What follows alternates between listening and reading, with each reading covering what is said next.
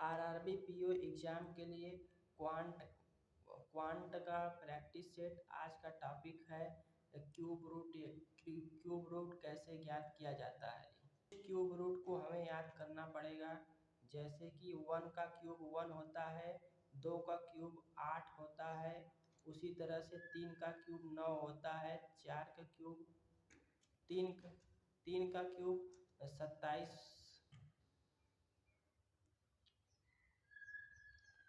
3 का क्यूब 27 होता है, 4 का क्यूब 64 होता है, 5 का क्यूब 125 होता है, 6 का क्यूब 216 होता है, 7 का क्यूब 343 होता है, 8 का क्यूब 512 होता है, 9 का क्यूब 729 होता है, 10 का क्यूब 1000 होता है। इसी तरह से 11 का क्यूब 1331 होता है, 12 का क्यूब 1728 होता है और 13 का क्यूब 2197 होता है, 14 का क्यूब 2744 होता है। साथ साथ लिखते जाइए, याद हो जाएगा। 15 का क्यूब 3375 होता है और 16 का क्यूब 4096 होता है, 17 का क्यूब 4913 होता है, 18 का क्यूब 5832 होता है। यह कुछ इम्पोर्टेंट याद करना बहुत ज़रूरी है। 19 का क्यूब 6859 होता है और 20 का क्यूब 8000 होता है। 21 का क्यूब 9261 होता है, 22 का क्यूब 10648 होता है, 23 का क्यूब 12167 होता है, 24 का क्यूब 13824 होता है। उसी तरह से अगला याद करना होगा। 15 का क्यूब 15625 होता है, 26 का क्यूब 17576, 26 का क्यूब होता है, 27 का क्यूब 19683, 27 का क्यूब होता है, 28 का क्यूब 21952 होता है, 29 का क्यूब 24389 होता है और 30 का क्यूब 27000 होता है। याद किया जाता है। आइए पहला क्वेश्चन देखते हैं। जैसे कि 88 47 36 यह क्वेश्चन दिया गया है, इसका क्यूब रूट कितना होगा। यह कितने का क्यूब रूट है आपको बताना है। तो हम सबसे पहले इसमें देखेंगे कि जो लास्ट डिजिट 6 है, 6 किसके क्यूब में 6 आता है। तो आप जब आप 6 का क्यूब करेंगे तो 6 लास्ट डिजिट 6 आता है, तो आपको 6 यहाँ लिख लेना है। फिर आपको इसमें से 3 डिजिट हटा देना है। फिर आपको देखना है कि 884 कितने कितने का क्यूब करने के बाद उसके बीच में आता है। तो आइए देखते हैं 884 किसके किसके बीच में आता है। तो 884 9 और 10 के बीच में आता है, तो हमें 9 और 10 ले लेना है। जो यह दोनों संख्याएं हैं, इन दोनों संख्याओं में से हमेशा छोटा संख्या लिया जाता है, तो 9 को लेंगे हम, तो फाइनल आंसर होगा 96। 96 का क्यूब रूट है यह। इसी तरह से अगला क्वेश्चन है 35 79 11 का क्यूब रूट कितने का क्यूब है। इसे ज्ञात करने के लिए आप इसमें आइए, देख 1 का क्यूब करेंगे तो 1 आएगा, तो यहाँ पर आपको 1 लिखना होगा। फिर आप 3 डिजिट काट दीजिए। अब देखिए कि 357 जो है किसके किसके बीच में आता है। तो यहाँ आप चेक करिए कि 357 किसके किसके बीच आता है। तो 357 7 और 8 के बीच में आता है। तो 7 और 8 के बीच में सब इन दोनों में से सबसे छोटी संख्या लेना होता है, तो 7 ले लेंगे, तो फाइनल यही आंसर हो जाएगा। इसका क्यूब करेंगे तो इतना आएगा। इसी तरह से अगला क्वेश्चन है, इसका पता करना है कि यह कितने का क्यूब है। तो फिर से आपको इस क्यूब रूट के सेक्शन में आ जाना है और देखना है कि यूनिट डिजिट 6, मतलब 6 का क्यूब आप जब करेंगे तो 6 आएगा लास्ट में। आप इन तीनों डिजिट को काट दीजिए। फिर आप चेक करिए कि 636 किसके किसके बीच में आता है। तो आइए इसमें से देखते हैं। तो 636 512 और 729 के बीच में आता है। तो इन दोनों में से 8 और 9 के बीच में इस संख्या आती है। यह संख्या 8 और 9 के बीच में आती है और इन दोनों में से हमें सबसे छोटी संख्या हमेशा लेना होता है। तो 86 हो जाएगा फाइनल आंसर। जब आप 86 का क्यूब करेंगे तो इतना संख्या प्राप्त हो जाएगा। इसी तरह से अगला है 226 981। इसका क्यूब रूट निकालने के लिए फिर से आपको इसमें देखना होगा किसका एक का क्यूब करेंगे तो लास्ट में एक आता है। तो आप यहाँ एक लिख दीजिए। फिर यह 3 डिजिट काट दीजिए।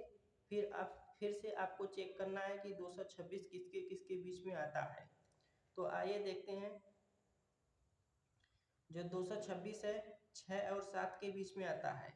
तो आप सीख रहे हैं तो आप यहाँ लिख लीजिए 6 और 7। फिर इन दोनों में से सबसे छोटी संख्या लेनी है। तो सबसे छोटी संख्या हमेशा लिया जाता है तो 61 हो जाएगा। जब आप 61 का क्यूब करेंगे तो यही संख्या प्राप्त हो जाएगी। यदि आपको उसमें आ गया है तो यह होमवर्क के लिए है। इसका आंसर आप बताइएगा। अच्छा लगा हो तो इसे करिए। अब अगला है कि आपको यह रूल देखना है कि यह जो लिखा गया है भी बॉडमॉस इसे कहा जाता है। जब आपको क्वेश्चन देखा जाए तो आपको कोष्टक पहले हल करना होता है।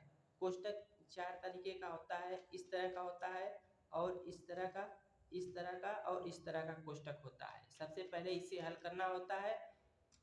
उसके बाद आपको इस ओ का मतलब जो ओ दिया है, इस ओ का मतलब होता है का के की प्रश्न में लिखा होगा।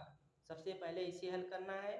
फिर डी का मतलब होता है भाग और एम का मतलब होता है गुणा करना और ए का मतलब होता है जोड़ना, एस का मतलब होता है घटाना। इसी क्रम में आपको आंसर देना है। सबसे पहले आपको काके की जो दिया होगा उसे हल करना है। फिर भाग को हल करना है। फिर गुणा को हल करना है। फिर प्लस को, फिर माइनस को, तभी आपका सही आंसर होगा। आइए क्वेश्चन देखते हैं। जैसे 10 भागे 2 गुणे 5 दिया है। इसे हल करने के लिए आपको देखिए पहले भाग दिया गया है तो पहले आपको भाग करना होगा। पहले 10 का भाग पहले दो से जाएगा करना होगा। फिर आपको मल्टीप्लाई करना होगा।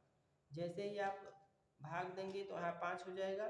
फिर आप 5 का गुणा करेंगे तो 25 आंसर हो जाएगा। तो यही इसी तरह से आपको फॉलो करना है। अगला क्वेश्चन है। जैसे दिया गया है 10 भागे 2 यही आप है। इसे ही काके की कहा जाता है हिंदी में। गुणे 5 है, इसका सरलीकरण करना है। तो आपको इस रूल में ध्यान देना है। सबसे पहले आया है काके की, तो पहले आपको इसे हल करना है। 10 लिख लीजिए, 2 लिख लीजिए। फिर इसे हल करेंगे। जब आप इसे हल करेंगे तो 10 हो जाएगा, भागे 10 हो जाएगा। फिर आप इसे जब भाग देंगे तो अगले स्टेप में 1 आंसर हो जाएगा। 1 आएगा, यही आंसर हो जाएगा। ध्यान आपको फिर से बता दे रहा हूँ, आपको यही क्रम ध्यान देना है।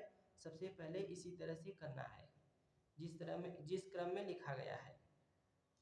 जैसे कि आपको 136 गुणे 68 भागे 17 दिया गया है। इसका क्या आंसर होगा? ऑप्शन दिया गया है आपके सामने। तो आपको सबसे पहले 36 गुणे 68 और भागे 17 करना है। पहले आप 17 का भाग दीजिए, इसमें 4 हो जाएगा। फिर आप इस 4 का मल्टीप्लाई इस संख्या में कीजिए।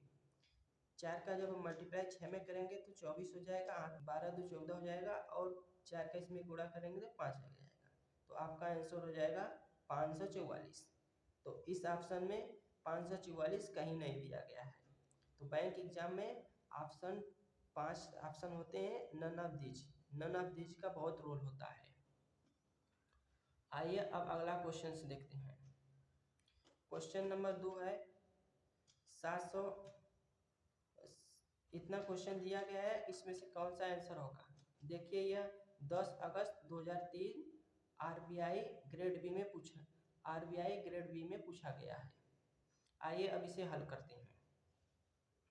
सबसे पहले आप सीख रहे हैं तो आप पहले इसे पूरा सही ढंग से जितना दिया है उसे लिखना सीख लीजिए, फिर आप हल करिए। आप बिगिनर हो इसीलिए आपको पहले लिखना पड़ेगा, फिर आप लिखते जाएंगे। फिर आपको इसे पहले हल करना है। 11 का मल्टीप्लाई 3 में करेंगे तो 33 हो जाएगा।